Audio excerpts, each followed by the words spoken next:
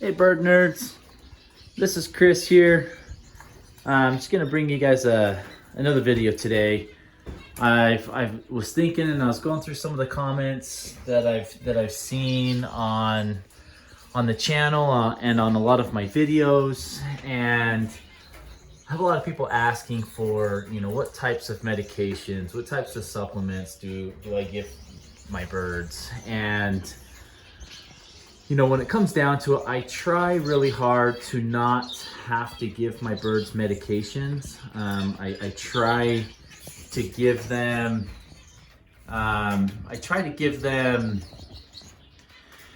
you know, natural supplements through, you know, vegetables and fruits and exercise and natural sunlight, that sort of thing, to try not to have to use medications if I don't have to, or extra supplements.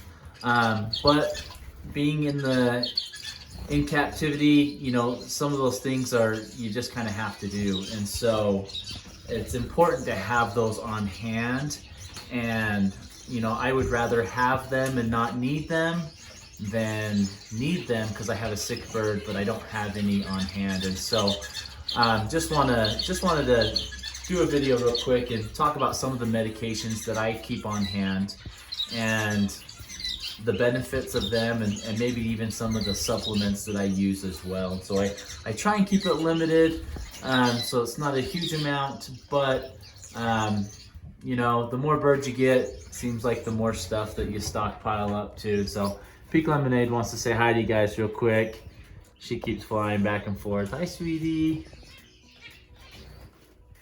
Okay, so we're just gonna come over here. So I have the basic supplements that I typically use on a daily, weekly, monthly, yearly basis. And so I have a lot of my medications up front, and then I have some extra supplements or things that I give to my birds that add extra minerals or vitamins, that sort of thing to them. And so we'll start off with the medications real quick, and I'll go through some of the medications that I have. And like I said, I try not to keep a lot of medications on hand. I try to provide a diet to my birds that gives them, you know, the nutrients and strength that they need to be able to develop and fight sickness on their own, right? Build their own immune systems.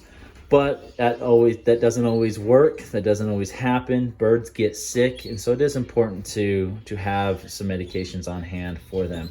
And you know, just to say up front, I'm not saying that these are the only medications that are going to save your bird. I'm not saying that even if you administer these medications, it's going to save your bird. You know, if you have a sick bird, I would highly recommend that you take them to a veterinarian or an expert that can be able to appropriately diagnose your birds to get them the help that they need. And so some of the medications that I do have on hand, so I do have a broad spectrum antibiotic. This one is a protozoal infection treatment. So it treats against, you know, cankers, giardia, and other protozoal infections. And so it's kind of a broad antibiotic, so it covers a certain range of sicknesses. That's kind of a good one. I do caution giving antibiotics, because if you give antibiotics on a regular basis or too often, it can actually damage and harm the bird's immune system and weaken it. And so you do need to be careful. Don't just give this freely. And then, there's so many other different types and varieties of basically the same type of medication. So this is really the same medication. It's a protozoal infection or antibiotic. And then I do have some probiotics to give to my birds. If I ever do treat my birds with antibiotics, I always follow up that treatment with probiotics to get some good bacteria inside the birds and to help them be able to build up their immune system again.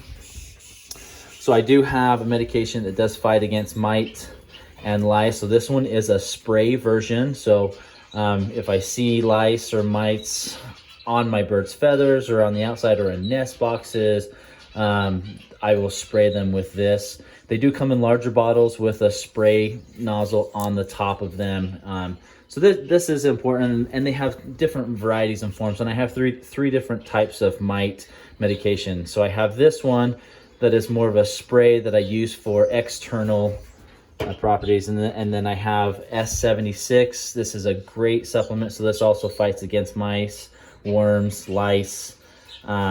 This is a water soluble medication, so it goes in their water. So if you have a large aviary or multiple birds within an aviary, this is probably your best option. It is not as potent, so it does take a little bit longer. So you use it 3 times a week for 3 weeks to try and combat the mite life cycle within the birds. And so this is a water soluble. This is great for aviary birds or cage birds if you don't want to catch them.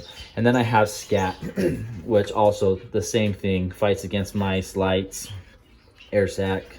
But this is a medication that you place directly onto the bird. It just depends on breeder preference. Some breeders place this on the crop, so the crop is right here on the neck of the bird. I put mine on the inner thigh of my bird. I just wet a Q-tip and then I rub it on the inner thigh of the bird, and that's been really successful for me. So that's something that I have. So I have 3 different versions of it, but they all serve a different purpose, right? So this one would be, if you directly apply it to the bird, so you'd have to catch them. If you have a lot of birds and you're trying to treat multiple at once, S76 is the way to go. And then if you're trying to, keep the environment clean and safe, nest boxes, walls, outsides of the birds, I use this and I spray it on them or on the items that I need. And then also I have Coxicare. This fights against coccidiosis, which can be common in birds, especially if they are in an environment that can get wet quite a bit. So Utah is, a dry climate. So there's not a lot of humidity here, but I do clean my bird cage and my aviary often, and I'm spraying down the gravel that's outside of my aviary. So it does tend to build up kind of a wet layer underneath it. And so I do use this just as a preventative. And I typically have like a quarter. So, every quarter or every 6 months, I treat for this, my entire flock, just to make sure that nothing is cultivating. And one thing that really can help you fight against this is just keeping a clean environment, making sure you're always cleaning and trying to keep, areas that maybe typically are more that tend to stay moist.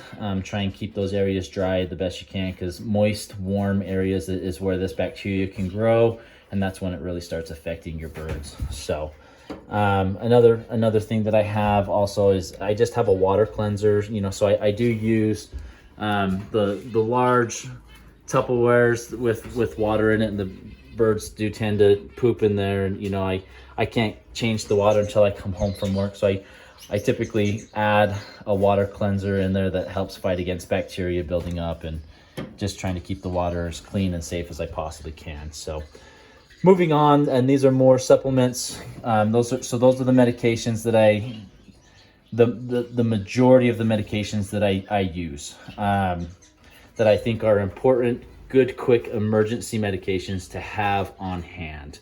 And then moving on to some supplements. Calcium Plus. This is a liquid form of Calcium Plus. This is, liquid gold is kind of what I would refer this to, especially if you have breeding birds. If you have a bird that gets egg bound, a hen that's egg bound and having a hard time passing the egg, throw this in their water with some heat, and usually works 9 times out of 10 to help them pass that egg. This is really, really great stuff. I do have a Cuddle Bone here, and which is the exact same as what this bottle is. Cuddle Bone is cheaper, obviously, than this bottle, and it goes a long ways. So I always have a Cuddle Bone available for my birds, in every cage, in every aviary. But there are times where the birds, or certain species of birds, they don't eat it. So I do add this to their water a couple times a week during breeding season, to help out with the hens and helping them be able to pass their eggs. So this is really, really good to have on hand always. I do have like a multivitamin drop that I do give the birds every once in a while. You can just get this at your local pet store. So they or on Amazon, this is readily available in most places. And so just kind of help give them some extra vitamins and minerals and supplements that they like to have. And then here on the back, I have grown to really like this, the Perlet Morbide, and the birds have grown to like it. When I first put it in there, they weren't too sure about it. They kind of pick at it here and there. Now the birds can't wait to get to it. And really what this does is this replaces soaked seed. And I do give soaked seed also during the breeding season. But Perlet Morbide it's just easier.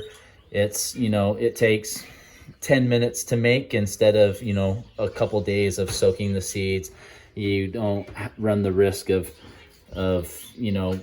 creating bacteria when you're soaking this as you would with soaking bacteria and stuff like that. Or soaking seeds. So it really just replaces your soaked seed, gives them those same nutrients, minerals, vitamins that they would get as if they were eating soaked seeds. So this is awesome. I really like that. I do have some spray millet. This is just more of a treat. I wouldn't say it provides a whole lot of nutritional value to the birds, but it does provide, a good snack for them, a good treat. The birds get really excited with it and enjoy it quite a bit. And I will put this in here in the flight after, and you'll just watch the birds. They'll just attack it. And so I also have some freeze-dried bloodworms. These are nutritious, do provide good nutrients for the birds. I use these for my wax bills a lot and for my cutthroats, especially during breeding season. It helps provide some protein that the birds need to feed their babies. I have been able to successfully raise, firefinch chicks, cordon bleu chicks, with these owl finches. So these have been awesome and really important in raising wax bills, and if you're not supplementing insects. So those are good to have on hand. You can just get those in the fish aisle actually at your pet stores. And then this is just for my canaries. This is their food coloring. I do have red factor canaries, so I do use this when my canaries are molting, to give to them to help them grow in their orange feathers if that's what I choose. And so actually right now my canaries are molting, but I'm not supplementing them with this right now because they are in the aviary, and it does affect some of my birds that have orange in them. So it would affect like my Borks, my Goldian finches. So my red-headed Goldian finches, their heads actually would be a lot deeper, vibrant red when they grow in, but it could affect some of the other colors. And so I don't do it for them. So my canaries are molting, but they will just be growing in yellow feathers because I'm not supplementing with this. But this is important to have if you do want your red factor canaries to grow in orange.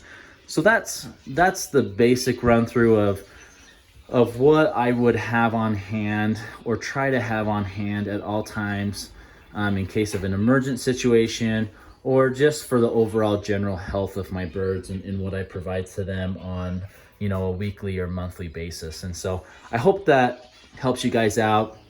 I do have some of these products listed on my website. Go to it, www.littlebirdnerd.com, and I'll put that in the links below in the video.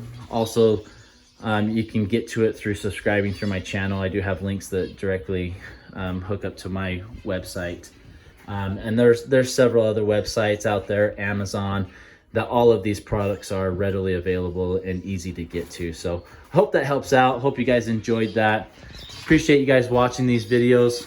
Again, hope your birds are healthy and safe. Hope you guys are healthy and safe with this pandemic and all the craziness that's been going on. Appreciate you guys' support, and we will see you next time.